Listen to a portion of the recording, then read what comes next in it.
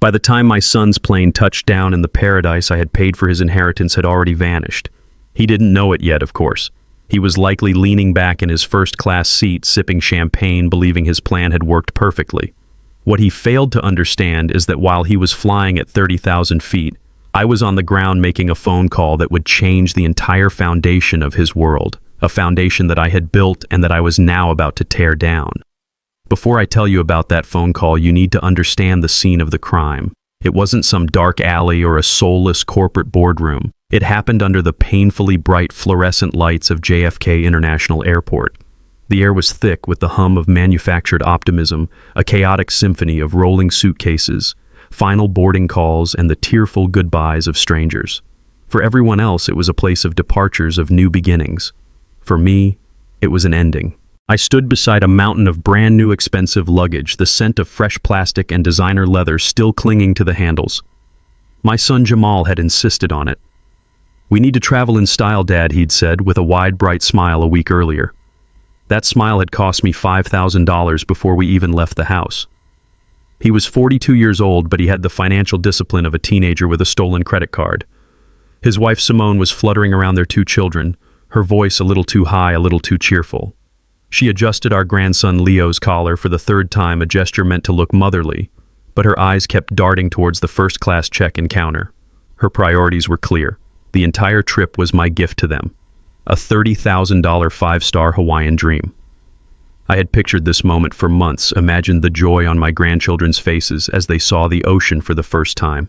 I had worked my entire life as an architect, a builder. My hands were calloused from shaping wood and stone, all to provide a life for my family that I had only dreamed of. This trip was meant to be a celebration of that life, a moment to create a perfect family memory. But the memory that was about to be created was not one of joy, but of cold, hard clarity.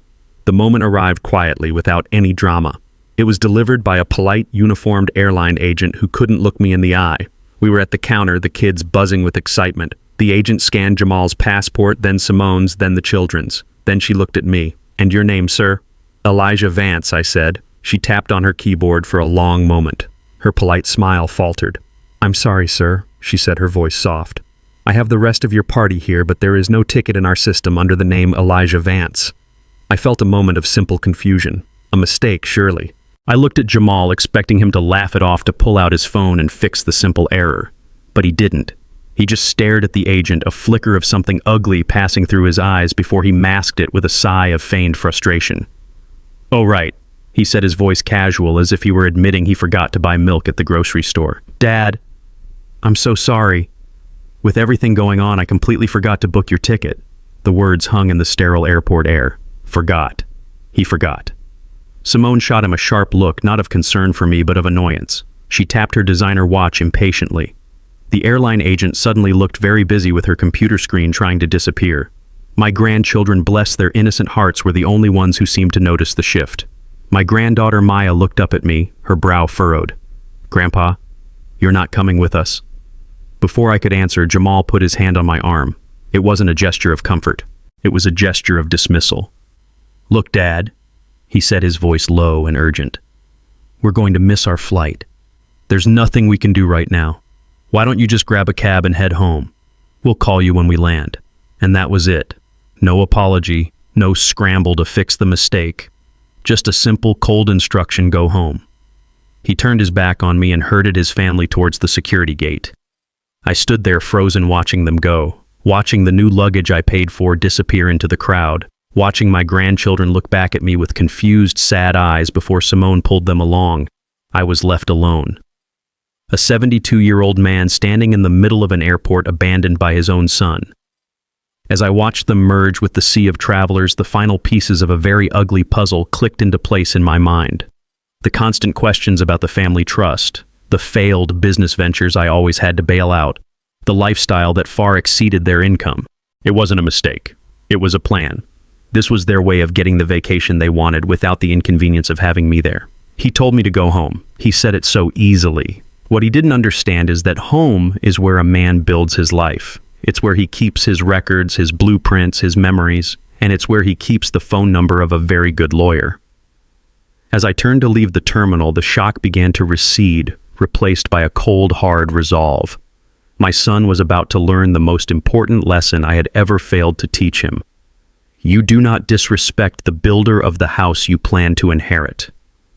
The taxi moved through the arteries of New York City like a ghost. To the world outside my window, it was just another Tuesday. People hurried along sidewalks, hailed other cabs, and disappeared into buildings, each of them living in the center of their own universe. My universe had just collapsed, but from the outside I was simply an old man staring blankly at the blur of the city. The driver had tried to make small talk when I first got in something about the weather, but my one-word answers had settled into a heavy silence between us. It was better that way. Silence was what I needed. It was the only space large enough to contain the storm that was raging inside me. It was not a hot, explosive anger. That kind of anger is for young men. It burns bright and fast, leaving nothing but smoke and regret. No, this was something different. It was a cold anger, the kind that settles deep in your bones. It was the anger of a builder who has just discovered a fatal crack in the foundation of his most important creation. It was the anger of a man who has finally realized that the love he gave so freely was not seen as a gift, but as a resource to be exploited. My hands were resting on my knees, and I forced them to remain open. To clench them into fists would be to release the pressure, and I needed that pressure. It was turning my grief and humiliation into something clean, something sharp. It was turning it into a tool.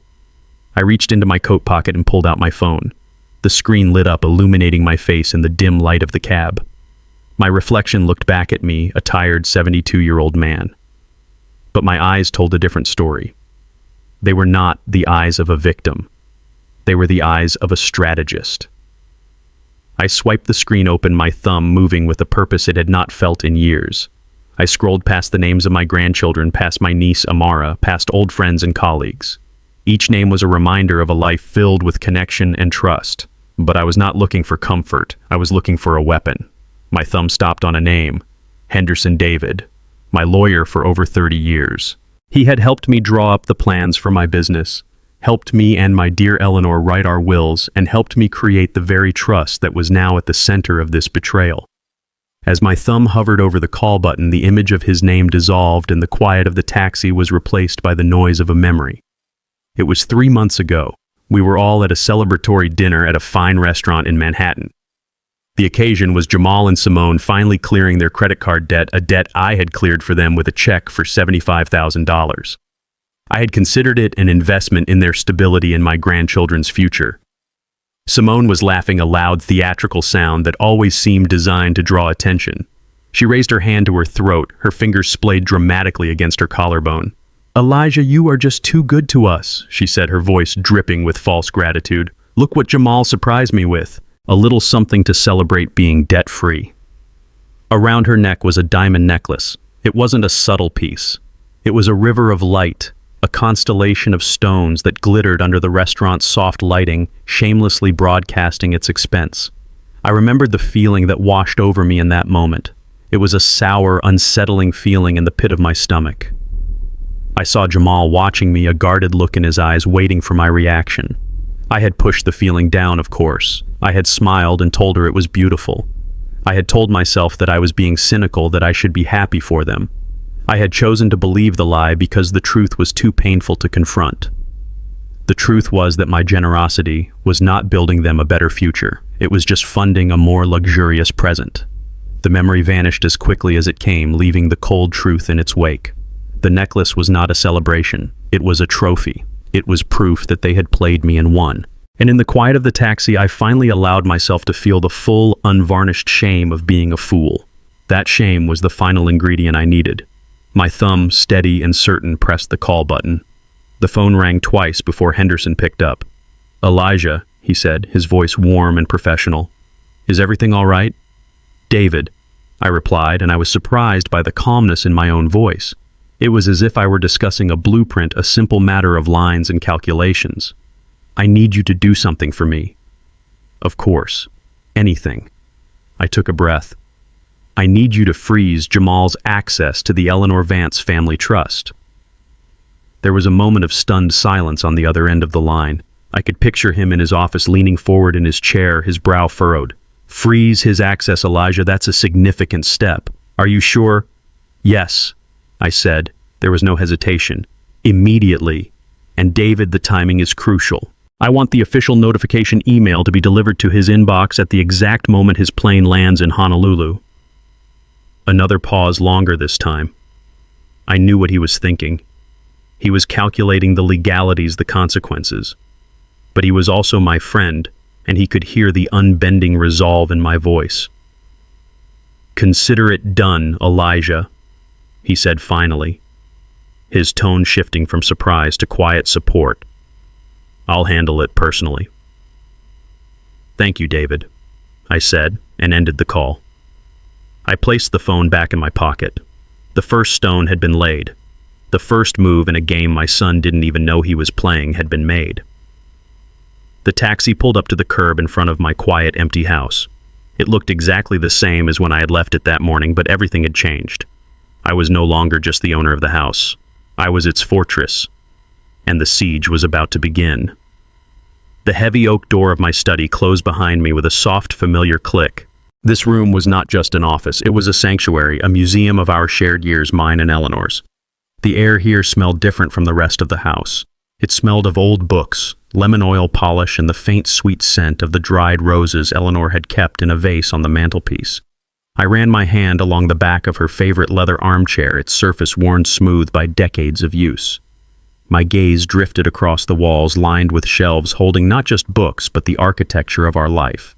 Photographs of a young, smiling Eleanor, blueprints of the first house I ever designed, a framed piece of our children's artwork from kindergarten. Every object held a story. My steps were slow, deliberate as I walked towards the built-in bookshelf that stood against the far wall. I reached up to a high shelf and took down a heavy, dark box made of polished mahogany. It was cool and smooth to the touch, its weight a comforting presence in my hands. I carried it over to my large desk, the one I had built myself from a single piece of walnut, and sat down in my own worn chair. For a long moment, I simply rested my hands on the lid, feeling the grain of the wood beneath my fingertips. Inside this box was more than just a collection. It was a chronicle of time itself, a testament to a life of patience, hard work, and shared love. With a soft sigh, I lifted the lid. The interior was lined with deep blue velvet, and nestled within cushioned compartments were the watches. Each one was a sleeping giant of craftsmanship and history. There was the simple, elegant timepiece my father had given me when I graduated college. There was the rugged military watch I had bought myself after securing my first major contract, a symbol of a battle won. And there were the ones Eleanor had gifted me on special birthdays, each one chosen with her impeccable taste. My finger traced the cool glass of one, and the quiet of my study faded away, replaced by the echo of my son's voice from a few months ago. He had come into my study on a Sunday afternoon, a time he usually reserved for golf or brunch with his high-powered friends. He moved around the room with a restless energy, picking things up and putting them down, his eyes scanning everything. I knew that look. It was the look of a prospector searching for a vein of gold. He feigned a casual interest, but I could feel the purpose behind his visit. Finally, he stopped in front of the display case where I sometimes kept the mahogany box open. "I was just telling Simone the other day, this collection is incredible, Dad." He began, his voice smooth as honey. His eyes, however, were not on the collection as a whole. They were fixed on one piece, the crown jewel. A Patek Philippe perpetual calendar, a symphony of gold and precision that Eleanor and I had bought together to celebrate our 25th wedding anniversary. It was more than a watch. It was a monument to our time together. "It's beautiful," I had replied quietly. "Your mother had a wonderful eye." "She certainly did." Jamal said, his smile never quite reaching his eyes. He leaned closer. "Listen, Dad, I have a huge meeting coming up. The kind of meeting that can change everything. These people, they notice things. The suit, the shoes, the watch, it's all part of the game." He paused, then finally came to the point. "I was thinking, maybe you could let me borrow the Patek, just for the meeting, to project the right kind of success." I looked from the watch to my son. I tried to explain. "Jamal," I said, my voice gentle, "this watch isn't about success. It's about a promise. Every time I look at it, I remember the day your mother and I bought it. We saved for years. It represents a quarter century of building a life together. Each tick of its second hand is a heartbeat of our history." He listened with an expression of strained patience. The moment I finished, he waved his hand dismissively. "Dad, I get the sentimental stuff, I really do," he said, his tone becoming condescending. "But you have to be practical. It is a waste to keep an asset like this locked away in a box. Its value is in being seen. It's a tool, a powerful one. Let me use it. Asset, tool." The words struck me then, and they echoed in my memory now with chilling clarity. He didn't see a story. He didn't see his mother's legacy.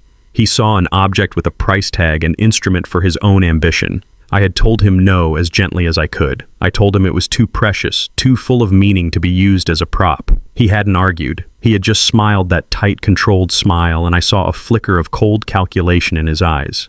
A look that said this was not the end of the conversation, merely a temporary setback. Now, sitting alone in the quiet of my study, I understood. That day hadn't been about a watch. It had been a test. He was probing the defenses, checking for weaknesses in the walls I had built around my life, around my legacy. He was trying to see what was sacred and what could be monetized. In his world, there was no difference. My son looked at my life's work, my memories, my love for his mother, and saw nothing but a collection of assets. Underutilized assets waiting to be liquidated for his benefit. I closed the lid of the mahogany box with a soft, final click. The sound echoed in the silent room. The decision I had made in the taxi was no longer just a reaction to a single cruel act at an airport. It was a response to a long, slow campaign of disrespect. It was a defense against a son who saw his father not as a man to be loved, but as a vault to be emptied. I walked through the quiet house, the silence a welcome contrast to the chaos of the airport. I went into the kitchen and began the slow, familiar ritual of making tea. I filled the kettle with water, selected a blend of Earl Grey, Eleanor's favorite, and waited for the water to boil. Each step was a small, grounding action, a way to reclaim the rhythm of my own home. As the steam began to rise, my eyes drifted to the large window that looked out onto the back garden. It was Eleanor's garden.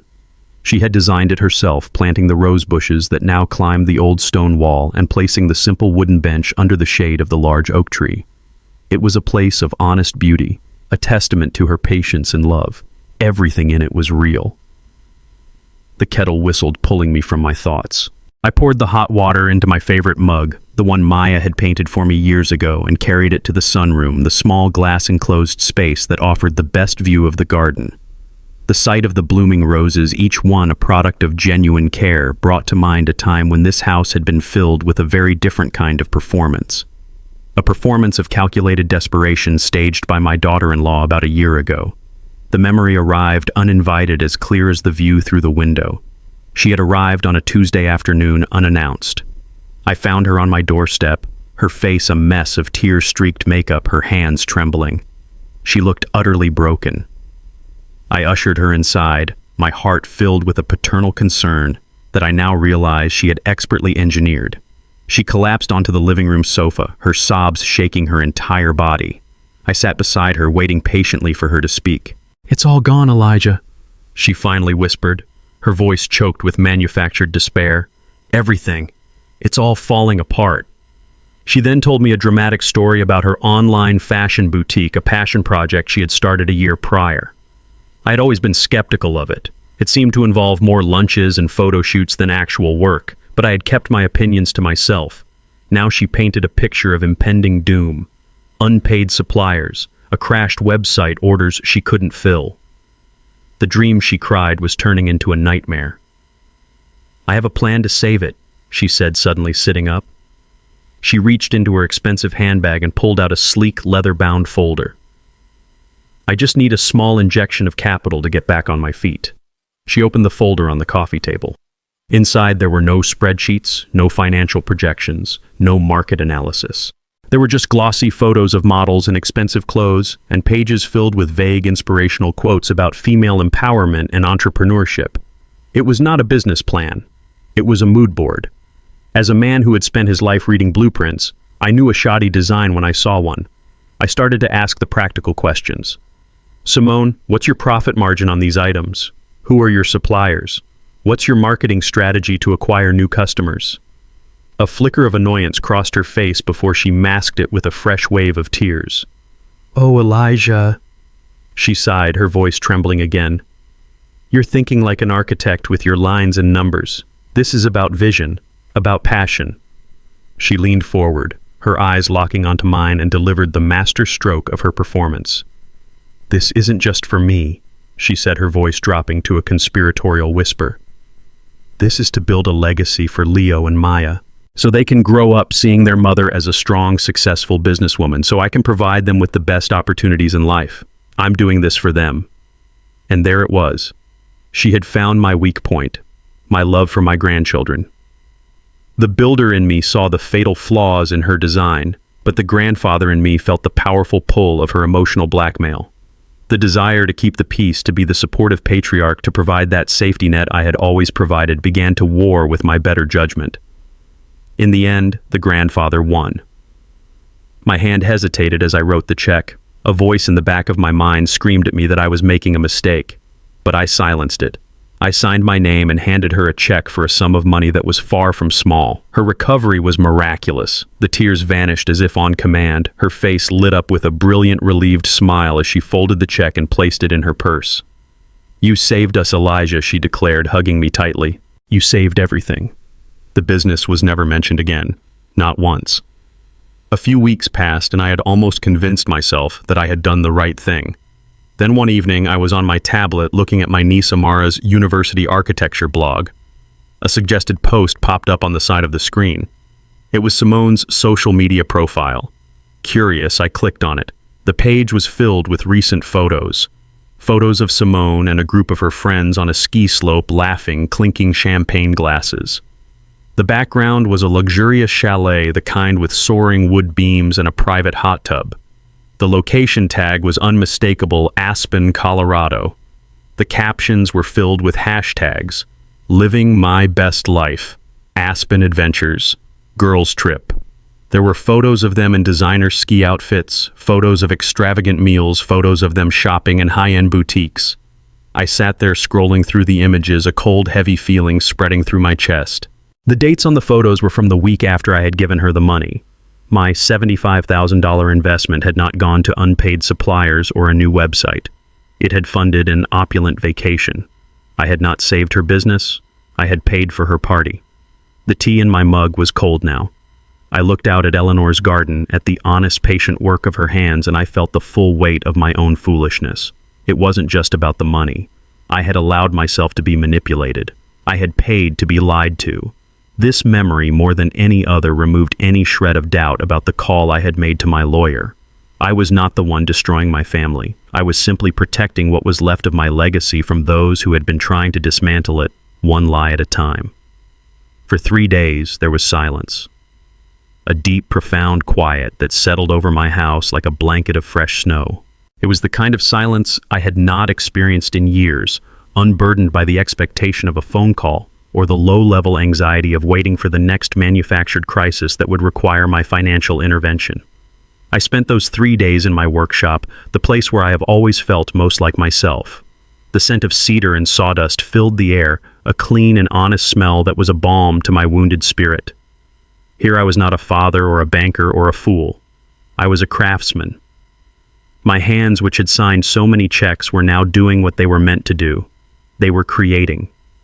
I was working on a small rocking horse, carving it from a single block of beautiful dark cherry wood. It was for Maya, my granddaughter.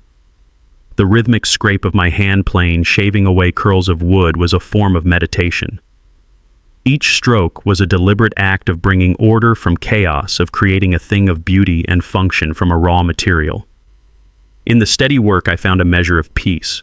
My anger had cooled and settled, hardening into a solid core of resolve. I had made my move, and now all I had to do was wait for my son to make his. I knew it was only a matter of time. On the 4th day it came. My phone began to vibrate against the rough surface of my workbench, its jarring buzz an intrusion into the calm of my sanctuary. I looked at the screen. The name displayed was Jamal. A picture of him smiling on his wedding day appeared, a relic from a time I still believed in the man he might become. I felt no surge of anxiety, no flicker of doubt. I felt nothing but a calm, detached readiness. I picked up a clean rag, slowly wiped the fine layer of sawdust from my hands, took a deep breath of the wood-scented air, and answered the call. "Hello, Jamal," I said, my voice even and steady. The voice that came through the speaker was anything but. It was a torrent of frustration and entitlement. Dad finally, he snapped without any greeting. "I've been trying to call. What's going on?" We had a serious problem here. I remained silent, letting him talk. I leaned against my workbench, looking out the window at the oak tree in the yard. "We were trying to book this private yacht experience," he continued, his voice rising with indignation. "It was a whole VIP package, Dad. There were some very important people from my firm on this trip, people I needed to impress. And when I went to pay with the card you gave me, it was declined." Declined.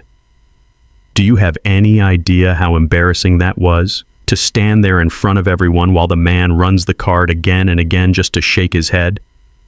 They looked at me like I was some kind of fraud. I listened to the words and I felt a strange sense of detachment.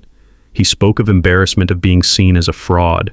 I thought of myself standing alone in the middle of JFK Airport, abandoned by my own family. I thought of the lies Simone had told, the money that had vanished into thin air. He was living in a world built on my money, and he had the audacity to feel embarrassed because one small stream from that river had suddenly run dry. He wasn't finished. The silence on my end seemed to fuel his anger. I had to make up some excuse about a bank error, but nobody was buying it. It ruined the entire day. I looked like a fool. He took a sharp breath, and then came the command, the part of the conversation he had been building towards all along. "Look, I don't know what's wrong with your accounts, but you need to fix it. Wire me $20,000. Now. That should be enough to smooth things over and cover the rest of our expenses here. $20,000. He said it so easily, as if he were asking for a glass of water. It was not a request. It was an invoice for his wounded pride. He hadn't asked if I was okay. He hadn't mentioned the fact that he had left me at the airport. He had simply called to place an order. I held the phone to my ear and my gaze fell upon the half-finished rocking horse on my workbench. I thought of the patient hours I had poured into it, the care I took with every curve and every joint. This was real. This was an act of love. The life my son was living, the one that required $20,000 wire transfers to soothe his ego, was a fantasy I had foolishly paid for. I had been the architect of his delusion, and it was time to tear it down. I let the silence stretch long and heavy. I could hear his impatient breathing on the other end of the line. I am sure he expected me to sigh, to ask for the account details, to apologize for the inconvenience, as I had done 100 times before. Instead, I said one word: no. It was quiet, but it was absolute. It was the sound of a lifetime of support being shut off like a faucet. It was the sound of a foundation cracking. Then, before he could process the shock, before he could unleash the torrent of rage that I knew was coming, I ended the call. The click was soft, but it felt as definitive as a gavel striking wood. I placed the phone on the bench, face down. I picked up my hand plane, its familiar weight comforting in my palm. The silence of the workshop returned deeper and more peaceful than before. I took a slow, steady stroke along the back of the cherry wood rocking horse, and a perfect, fragrant curl of wood fell to the floor. In Hawaii, I knew a storm was just beginning to break. Here in my workshop, there was only calm. The evening had settled in, and a deep quiet filled the rooms of my house. I was in my study, the soft glow of the desk lamp casting long shadows across the walls. I wasn't working. I was simply sitting with my thoughts, a cup of tea growing cold beside me. I felt a strange sense of peace, the calm that comes after a storm has passed, even when you know another is gathering on the horizon. The phone call with Jamal had been the lightning. Now I was waiting for the thunder. A soft chime from my computer announced a new email. I leaned forward, my eyes adjusting to the screen. The message was from my lawyer, David Henderson. The subject line was simple and discreet: following up.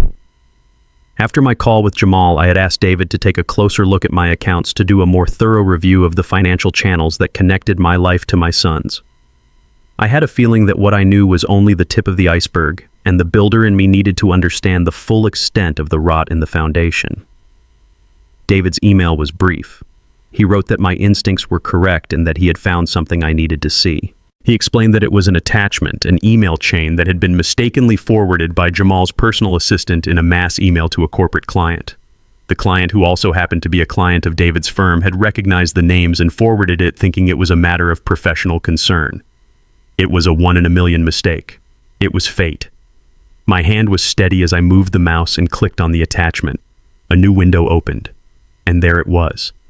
For a long moment, I could only stare at the subject line, the 6 words that removed any lingering trace of doubt or hope. It read, "The Hawaii Old Man Payout Plan."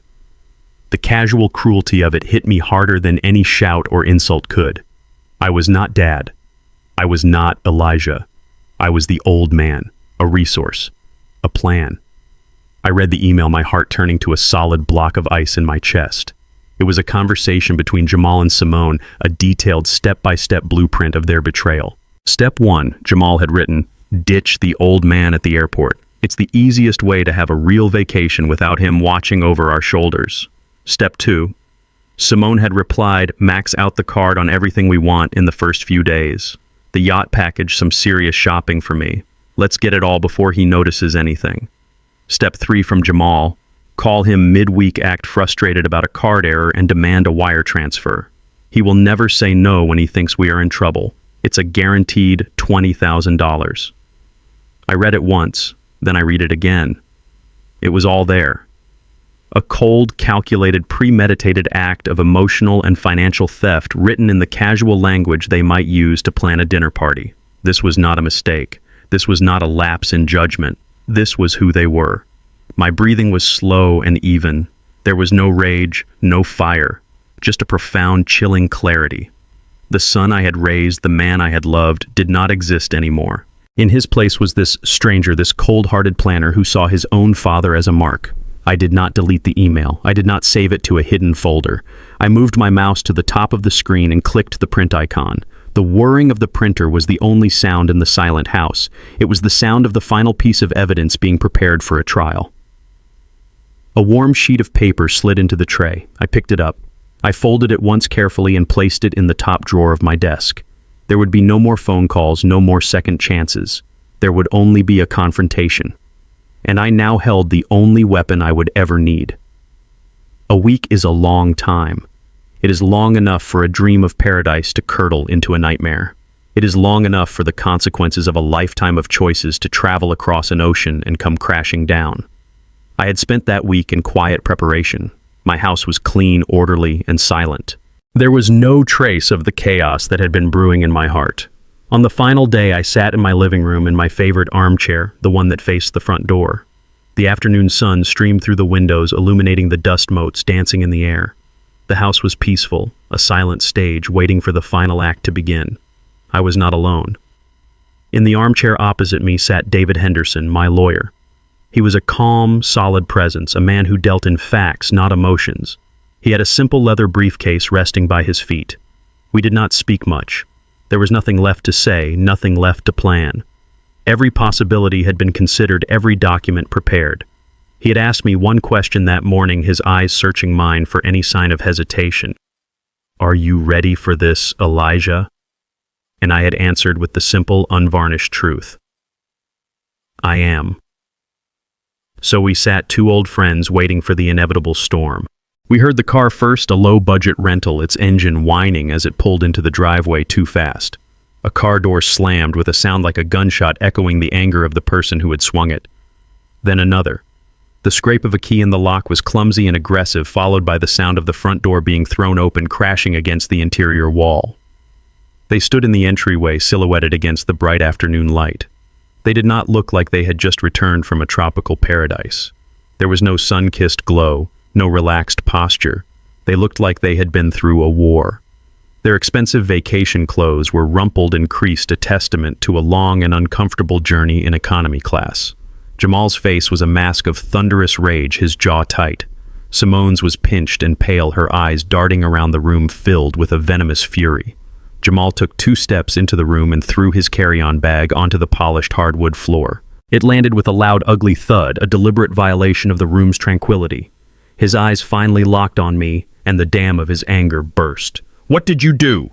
he roared, his voice cracking with the force of it. He took another step forward, his hands clenched into fists at his sides. "What did you possibly think you were doing? Are you trying to destroy this family?" I did not move. I did not flinch. I simply watched him, my face a calm, unreadable mask. My stillness seemed to infuriate him even more. Simone rushed to his side, her voice a shrill counterpoint to his roar. "Destroy the family!" "He already did," she shrieked, pointing a trembling finger at me. "Do you have any idea what we went through? The humiliation. We were stranded, Elijah, stranded. Our cards were worthless.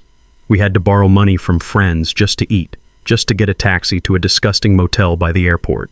A motel. Do you know what it's like to have to fly for 12 hours in a middle seat between two strangers because you can't afford anything else? This is all your fault." Her words painted a picture of suffering, but her complaints were not of fear or worry. They were the complaints of a queen forced to temporarily live like a commoner. Her humiliation was not rooted in shame for her actions, but in the sudden jarring loss of luxury. In her eyes, that was the true crime that had been committed. They stood there in the center of my living room, a tempest of accusation and fury. They shouted about their ruined vacation, their damaged reputations, their inconvenience. I listened to it all, every bitter, entitled word. And in all of their shouting and all of their rage, I noticed what was missing. There was no question of why I had done it. There was no moment of introspection. There was not a single word of apology for what had happened at the airport. There was only blame. They saw my actions not as a consequence of their own, but as a sudden, inexplicable act of cruelty. They saw themselves as the victims. I let them exhaust themselves. Like a tropical storm, their rage was violent but unsustainable. Eventually, their shouting subsided, replaced by heavy, ragged breathing. They stood there, chests heaving, waiting for my response, waiting for me to break, to apologize, to fix what I had broken. The silence that followed was heavier than any of their shouts had been. David Henderson and I remained perfectly still, our calmness an unbreachable wall against their chaos. I looked at my son, at his flushed face and wild eyes. I did not see the boy I had raised. I saw a stranger, a man consumed by a rage that was born from being denied something he believed was his right. Finally, when the silence had stretched to an uncomfortable length, I spoke. My voice was not loud, but it cut through the tense air of the room like a perfectly sharpened blade. "Now that you are finished," I said, my tone even and calm, "perhaps we can have a civilized conversation. Please sit down." I gestured to the two empty armchairs that I had placed directly opposite me earlier that day. The invitation was quiet, but it was an order. It completely shattered their momentum. They had come here for a fight, for a shouting match where they could bully a guilt-ridden old man into submission. Instead, they had walked into a courtroom. For the first time since they had stormed through the door, a flicker of uncertainty, of dawning dread appeared in their eyes. Their rage began to recede, replaced by a cold, nervous confusion. This was not how this was supposed to go, and they were just beginning to understand that they were not in control. They hesitated for a long moment, their rage giving way to a wary confusion. But my quiet authority, a tone I had not used with my son in decades, left them with no choice. They moved stiffly and sat down in the two armchairs I had prepared for them. They looked like defendants suddenly finding themselves in a courtroom they did not know existed. The air in the room was thick with unspoken words, with years of resentment and deceit. I did not see this as an act of revenge. I saw it as a necessary procedure, like a surgeon cutting away a sickness that had been allowed to grow for far too long. It was painful, but it was essential for survival. I did not speak. Instead, I gave a slight, almost imperceptible nod to David Henderson. It was a simple gesture, but it shifted the entire dynamic of the room. It made it clear that this was no longer a family argument.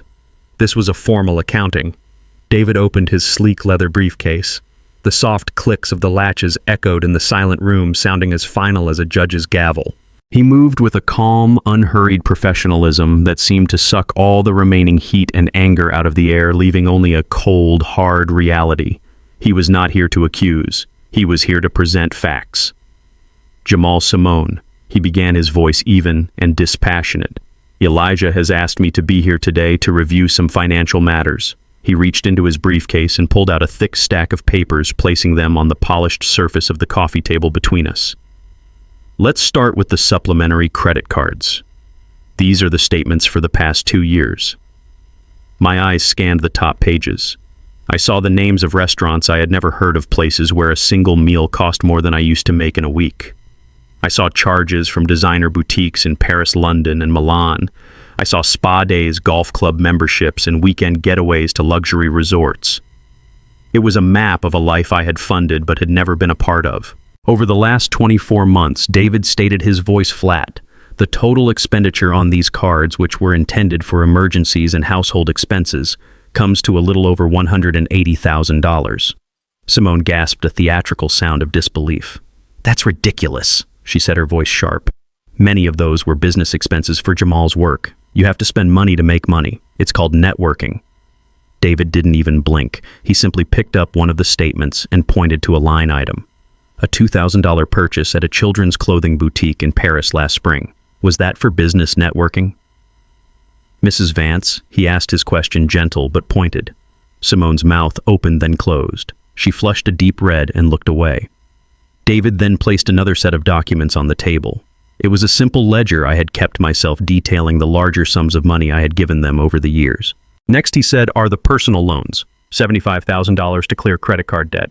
$50,000 for a can't-miss investment opportunity. $100,000 for a down payment on your house. He paused, letting the numbers hang in the air. The total comes to nearly $500,000. Elijah has no record of any repayment. Could you perhaps provide us with one? Jamal finally found his voice a blustering, defensive sound. Those were gifts. A father helps his son. That's what a family does. You're twisting everything to make us look bad. A gift is given freely, I said, speaking for the first time. My voice was quiet, but it silenced him instantly.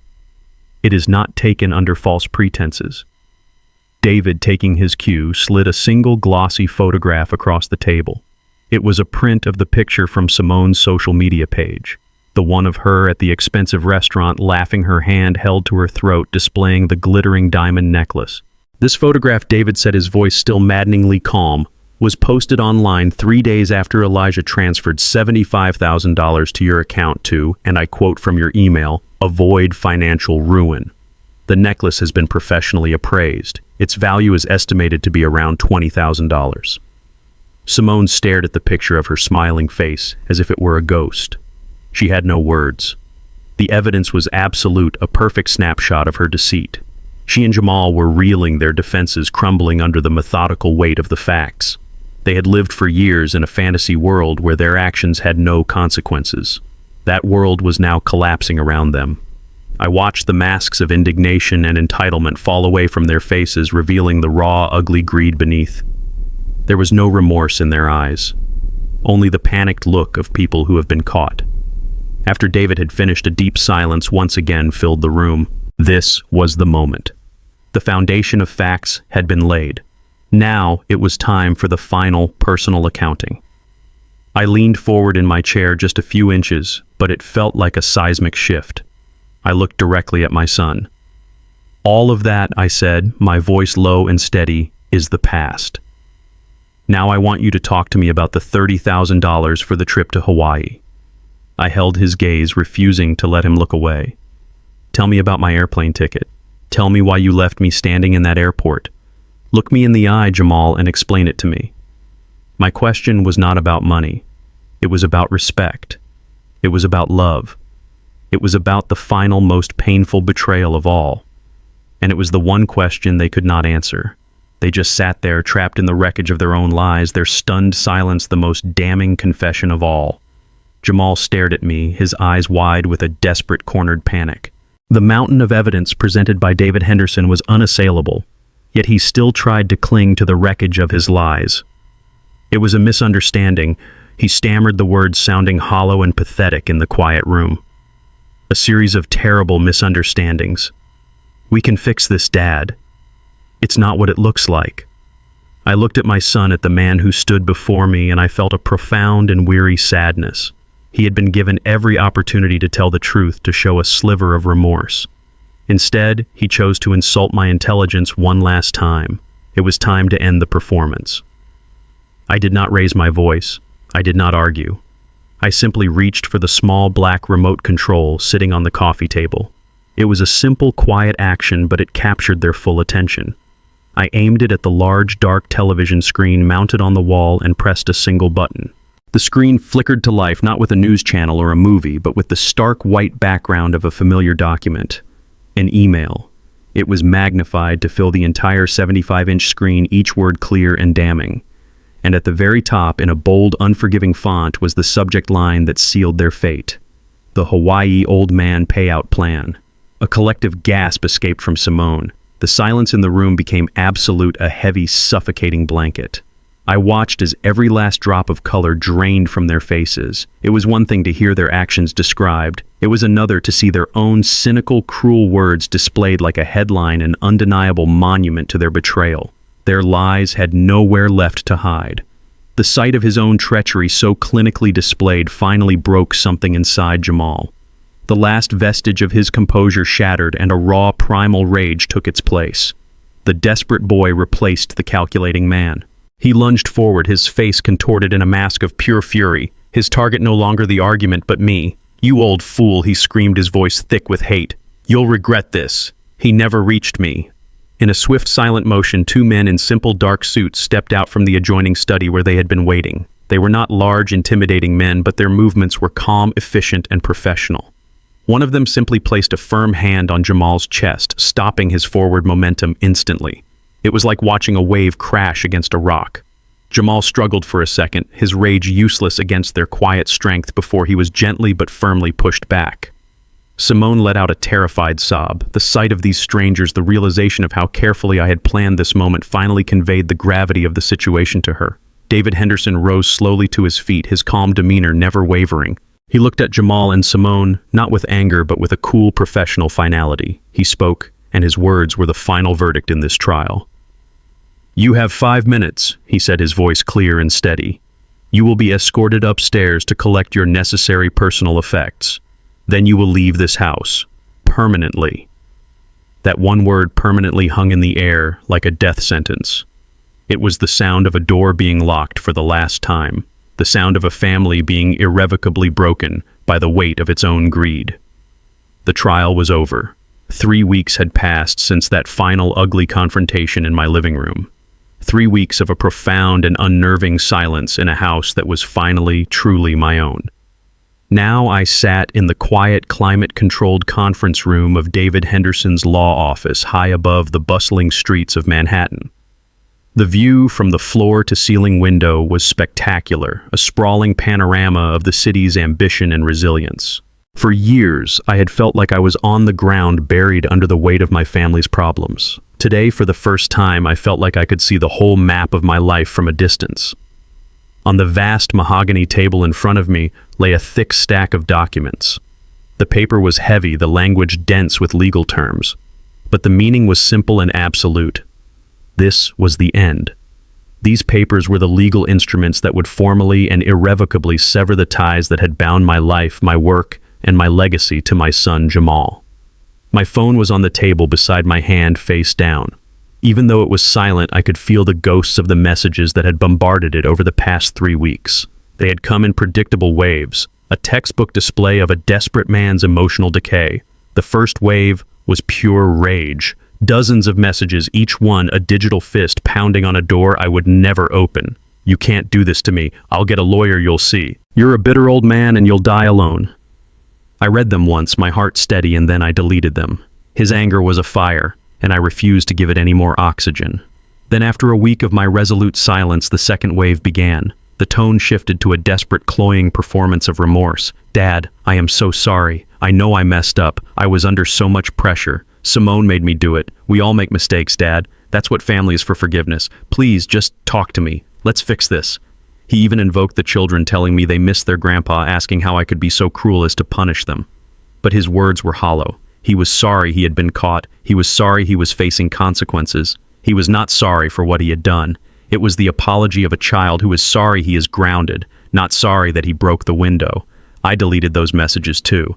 The final wave, which had started just a few days ago, was the most pathetic of all. The rage was gone. The false remorse had failed. All that was left was a raw, whining desperation. "I have no money, Dad." Simone took the kids and went back to her mother's. "I'm staying on a friend's couch. I have nothing. Please, Dad, I'm your son. Don't do this to me." These were the hardest to ignore, but I knew I had to. To answer would be to reset the entire cycle. To offer him a hand now would be to teach him nothing. Sometimes the most profound act of love a parent can perform is to let their child finally feel the full, unshielded weight of their own choices. My silence was my only answer. It was the only language he could not twist, the only currency he could not spend. Elijah David's voice said, pulling me from my thoughts, He slid the final document across the polished table towards me. A heavy, expensive fountain pen lay beside it. This is the last one. Once you sign this, the dissolution of the old trust is complete. Everything will be under your sole control. I picked up the pen. It felt heavy in my hand, heavy with the weight of the moment. This was not a business deal, this was an amputation. I was cutting off a part of my own life, a part of my own heart, in order to save the rest. I thought of Eleanor, of her unwavering integrity, of her quiet strength. She had seen the cracks in our son's character long before I had been willing to. She would not have wanted her life's work, our life's work, to be squandered, to be treated as nothing more than a payout plan. I looked at the line at the bottom of the page, my name typed neatly beneath it.